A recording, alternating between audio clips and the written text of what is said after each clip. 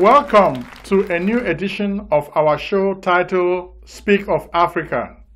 We thank you very much, brothers and sisters, for supporting this show. We started this show less than a month ago.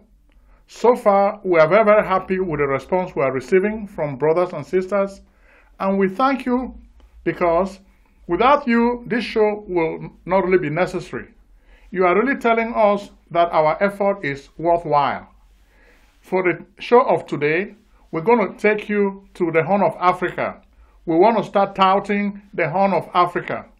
When we tout the Horn of Africa, we're really talking about Ethiopia. Ethiopia is the second most populous nation in Africa. Ethiopia is a very important nation in Africa because it is the seat of OAU, which is now the African Union. Addis Ababa has held the most important meetings in the history of Africa. And Ethiopia also has really helped in the African liberation movement. When you even look at Zimbabwe, Mengistu Haile Mariam was really instrumental in the fight for the freedom of that country. Is it a surprise then that Robert Mugabe, the former president of Zimbabwe, invited Mengistu Haile Mariam to his country after he lost power in Ethiopia? No. Robert Mugabe was simply returning a favor. So Ethiopia is a very important nation in Africa. Even during the time of King Haile Selassie, we are always filled with pride when we think about Ethiopia. Interestingly, today, things are not really going on well in Ethiopia. And we want to shed light on the problems in Ethiopia. We are not just going to discuss the problems, we are also going to talk to you about solutions. The main problem in Ethiopia today is that there is the politics of exclusion. There is simmering discontent over marginalization by the minority Tigrayan government of former Prime Minister Haile Mariam Desalegn. He resigned a few days ago, this February, thinking this will lead to a solution to the crisis. No. There are fundamental problems in Ethiopia which need to be addressed. The parliament is meeting on Friday, this month, February, to discuss the appointment of a new prime minister and also the ratification of the state of emergency. Interestingly, the Ethiopian population is against the ratification of the state of emergency. Appointing a new prime minister is not going to whitewash the problems Ethiopia is facing today. So what is the cause of this conflict? This conflict has been going on since 2016. Interestingly, Oromo tribe, which consists of 34% of the Ethiopian nation, and the Amhara tribe, which consists of over 27% of the population, have teamed up to fight and challenge the government to handle the issue of marginalization. But the government has been using brute force, sending soldiers to the streets to kill people and intimidate them. Today, it's not really working. Even with the resignation of the Prime Minister, Haile Mariam Desalegn, the problems are still going on. So we think we need to look at what is really causing this problem. It is the politics of exclusion. The dominant tribes, the Oromo and the Amhara, feel that the Tigrayan minority is excluding them from the share of resources. They don't really have a voice in the way the affairs of state are handled in this country. So they want to sit at the table and have a say. Interestingly, the Tigrayan government is pushing them to the side. They don't want to listen to them. So this is really creating a serious problem. So we're having mass protests against the government every day. So how can we deal with these mass protests? The state of emergency is not going to be a solution. So we're asking the Ethiopian parliament to think. Do not rubber stamp the state of emergency. It's going to lead to more bloodshed and violence. sit down, look at the problems that are causing strife in Ethiopia. The Oromo are a significant part of your nation. Do not throw them to the side. Listen to what they have to say. The Amhara are a significant portion of the country. Those two tribes make over 60% of Ethiopia. So why do you not want to listen to what they have to say? If you do not listen to what they have to say, then that is not a good government. You are the country that has been teaching Africans unity. You are the bedrock of African unity. Speak of Africa is a show which encourages the unity of Africa. Our vision is for African nations to work together. When they work together, then we can really realize our aspirations. But what we've witnessed in Ethiopia is more and more division. Look at Eritrea has been having problems with you guys for so long, and they've even fought for their own independence. You should really be the country that should be encouraging other African nations to come together. So instead of spending time wasting your resources fighting Eritrea, you want to start using these resources to build your country. Do things that can help Ethiopia. Do not look for problems with Egypt over the Nile Dam. Work with Egypt and other neighbors so that you can have peace. You cannot achieve much without peace. So we're telling Ethiopians, and Ethiopia has a very large community in the diaspora. The Ethiopian government needs to involve the members of the diaspora to join to build the new Ethiopia. Do not ignore Ethiopians who are in the diaspora. I think, sincerely, the Ethiopians in the diaspora are better organized than any other African group I have witnessed. They have their cultural centers and they meet all the time. So I want these cultural centers to become a forum where Ethiopians can meet to discuss the future of their nation. When this happens, we're going to realize the dream of a new Ethiopia. Ethiopians are not going to be running away from their country and going overseas and staying. Ethiopia is a very beautiful country. Ethiopia has so many resources. We want a new nation to be built in Ethiopia, socially, politically, and economically. A few friends live in Ethiopia, and what they tell me, Ethiopia is a police state. Economically, why is it that if you are in Ethiopia, you cannot transfer your money overseas? People should have the freedom to move money around legally. So do not stop them, because when they can move their money around, it makes investors to feel comfortable to come to Ethiopia and invest. But when you make it impossible for people to move their money out of the country, that's dictatorship. And we think it has to end. Most of the problems Ethiopia is dealing with today are the result of dictatorship. So if we can try to handle this dictatorship, more and more people will be happy to go to Ethiopia and invest and change the fate of that nation. Ethiopia is a U.S. partner in the global war on terror and Islamic fundamentalism. That's good. But what is Ethiopia getting in return? Is Ethiopia reaping any dividends from this participation? So do not exploit the global war on terror to suppress your citizens. We want leaders who believe in the rebirth of democracy in Ethiopia. If we can do this, the people are going to be very, very happy with their country. I love Ethiopians. I do business with Ethiopians every day. And I love them as a people. But I want them to contribute to nation building in Ethiopia. Instead of keeping them abroad, I want Ethiopians to go back home and contribute to national development. This can only happen if we believe in a new beginning in Ethiopia. Politically, let us change the government in Ethiopia so that we don't just nominate a new prime minister, but we nominate a prime minister who is reform-minded, who can work to create a new government based on democracy. What this means is that the people can decide to vote for a government with a separation of powers.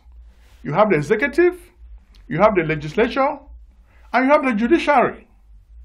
So we do not want a police state. We want people to know that they have rights as citizens so that they can express themselves freely without fear of persecution. And today, what we have in Ethiopia is a police state. So this must end. A police state does not treat people well. People are treated just like animals. How can people who are treated as animals be happy with their lives? So we need a state which is different socially from what obtains today. Economically, we need to make it easy for people to do business in Ethiopia. People should feel free to bring their money into Ethiopia and take it out at will. So long as they're not committing crime, the movement of capital should really be free. If the movement of capital is not free, as it is now, then Ethiopians would really not be benefiting from the advantage of democracy. So let us make it easy for us to start a business in Ethiopia and also to move money around. If we can do that, it will really be great because the people will feel that they can really participate in the new Ethiopia. African unity is very important. I've said this before, and I'd like to emphasize. If we can try to realize that the fact that the African Union is in Ethiopia, we need to guard this institution, and we need to emulate. We need to show that we really believe in unity. Instead of Ethiopia spending too much time fighting with Eritrea, we need to have a new international policy, a foreign policy based on friendship. Do not waste time spending too much money on weapons to fight Eritrea. Make friends with Eritrea and other African countries so that the Ethiopians can benefit a lot from their country. Next, we're going to move now to Nigeria. We want to give you an update. Last week, we had our video. We spoke a lot about Nigeria, and we were really disappointed in the leadership performance of President Muhammadu Buhari. We said he has broken the promises he made when he was running for president. After he became president, he forgot that there's a challenge. He has to keep to the promises he made to the people. If he does not fulfill those promises, the people are not going to vote for him in 2019. As we speak to you now, many parents are really grieving over the kidnap of their girls in Dapchi, Yobe State. We want a new person to start thinking about running for office in Nigeria to help President Buhari solve the Boko Haram problem. You cannot solve the Boko Haram problem just by sitting and wishing the problem to disappear like a magician. It will not disappear like a magician. Mr. President Buhari, you need to come up with a well-thought-out plan to fight Boko Haram. Don't just react to the fact that Boko Haram is there once in a while, you send people to chase them out. No. You know that the hotbed of Boko Haram is the Sambisa forest. You are a general. Draw up a plan like a general so that your soldiers can figure out the best way to fight Boko Haram. The Boko Haram fight is not just a military fight. If you think it's just a military fight, you're making a lot of mistakes. You need to engage the Boko Haram folks politically. Do not forget political solutions. Economically, the people need to feel that they belong. Okay? If they don't feel that they belong, it's going to be tough for them to really lay down their arms. So we are telling you that do more. And as we're ending this show, we found out that there are so many Nigerians in prison in China. And that's another problem we want President Buhari to address. Why are they prisoners in China, especially like Guangdong province? Some of them overstayed their visas. Others are involved in drug trafficking. But are they Nigerians? Yes. Because they are Nigerians, we want you, President Buhari, to make an effort Work with your ambassador so that most of these Nigerian citizens who are having problems in China can feel that you value them as citizens of Nigeria. If you can do this, it will really be great for us as Africans. Make them feel proud that Nigerian nationality is something worth dying for. And don't ignore them. When you ignore them, it's not really good, because we really want to solve the problem of Nigerians who are suffering in Chinese jails. They are languishing there, and we understand that hundreds of prisoners from Nigeria are in Chinese jails and they are languishing. Take a look at the pictures. Your own ambassador has confirmed that the problem is serious. Do you have a plan to deal with it? Please let us know, because we need to know that you are really doing something to help Nigerians who are in jail in China. China is emerging as a new power in the world. Yes, we recognize that, but is that a reason why they should abuse Nigerians? We do not think so. So we're asking you to do something about it. Don't just sit quietly and watch. Next, we're going to move now to Cameroon. Cameroon is a house on fire. Almost every week, we always update you on what is happening to that part of the world. Cameroon is on fire because physically disgruntled citizens, both Anglophones and Francophones, are burning their country in frustration. What should be done? What should be done is something that the leader of that country should have known. Mr. Paul Biya, dialogue will solve the problem in Cameroon. Please convene a meeting. Let the people sit and discuss their problems. Now there's new militarization in the northwest and southwest regions. It is unnecessary. More and more people are dying and it doesn't pay. I don't know whether you really enjoy seeing blood, but the average person who is a Christian does not like to see blood. The Bible says, "Thou shalt not kill." But every day you encourage people to kill people. That's wrong. And we're telling you that it's wrong. The world is saying. Already we are noticing that you've committing crimes against humanity. For some strange reason, the international community is turning its back. They are just ignoring your crimes. People are saying now that it's very, very unfair if they are living in a country in which the president can commit crimes and nobody can hold him accountable. But just remember, it's not going to go like this forever. The people are going to start protesting so that the international community should hold you accountable. You're killing a lot of people. There are mass graves that have been discovered.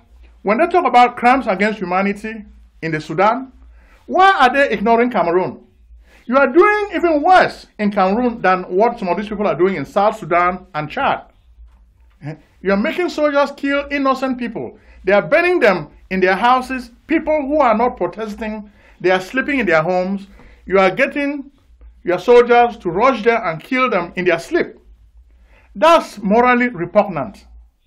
I cannot see those images and sleep. It makes me sick. I try to pray every night because I'm just sick of those images. The children watch those images and they feel sick. How many more people have to die, Mr. Paul Biya, before you would want to come to the table and offer dialogue, peace with Anglophones? Today, we've been advised that Francophone teachers also have started protesting. So what are you going to do? You're going to start killing the Francophones also? Okay. Since you enjoy killing, the Francophone teachers are protesting. You've already started sending soldiers to go and harass them. But they are telling you that you've not been paying them. When people work, they need to be paid. So if you don't want to pay them, it's your own problem. But you can spend money on your Biya travel gate. You spend a lot of the money, astronomical amounts of money, just traveling over the world like a playboy of the Western world. While your people are suffering, they cannot have food to eat. You have money, you can spend their money as you want. If it makes you happy, keep spending. Today, French journalists are writing the story, so you cannot even accuse Cameroonians of bad-mouthing you. French journalists are telling the truth. You spend too much on travel. It's excessive, sir. You're spending too much on travel. Cut it down, cut it down. The people are having a hard time, but you are just enjoying yourself. Now they're talking about the election. The election is just like a movie. You've just orchestrated that movie for your own consumption. You don't want to leave power. Why are these people running for office? They're just wasting their time because you're going to win the election again. But remember, you need to free Sisiku Ayoktabe. That is a problem I'm hearing. The people want Sisiku Ayoktabe to be free with all the members of his executive. If Sisiku Ayoktabe is not free, there will be more violence in Cameroon. So please, free Sisiku Ayoktabe now. Okay? If you do not free him, the Vipers, the Tigers, and the ADF people will continue wreaking havoc in that country. We want peace in Cameroon. So please, help us help Cameroonians. Cameroonians need peace. If you can do this, it will really be great. People are burning the country. The other day, Enio, the electric power company, which is the parastatal, the capital was set on fire. Why? These are Francophones who are getting angry too. I said before that Anglophones are not going to be the only ones protesting. Soon Francophones will join them to protest against the wrong things in this country. So if you can listen to us, please, Mr. Biya, do something about dialogue. Start the dialogue today. It's not too late. People want peace. So you become a peace man and try to help the people. Yesterday, I saw you on the flooding. Well, is that a symbol of the flood of Jesus? So solve this problem, come to the table and bring Anglophones with you so that they can talk peace.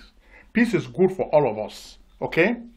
The people need to live normal life. They don't want to be seeing too much headache, people dying every day. Even your soldiers would love to have peace. So we are just begging you, Mr. Biya, please make peace with Anglophones.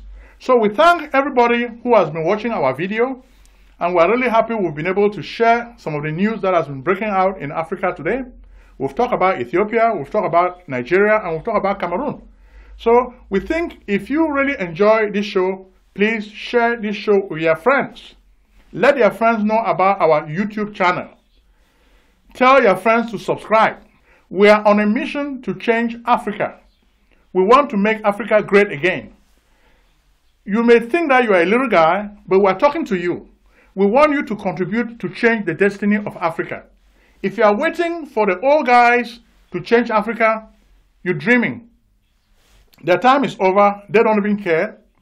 It is for you, the strong breed, the young Africans of today, who can change the fate of Africa. So we are pleading to you to join our cause. Our cause is just. So we want you to join us. Watch this video, share this video, and tell your friends about us so that we can create a new revolution in Africa. Thank you very much, and God bless you.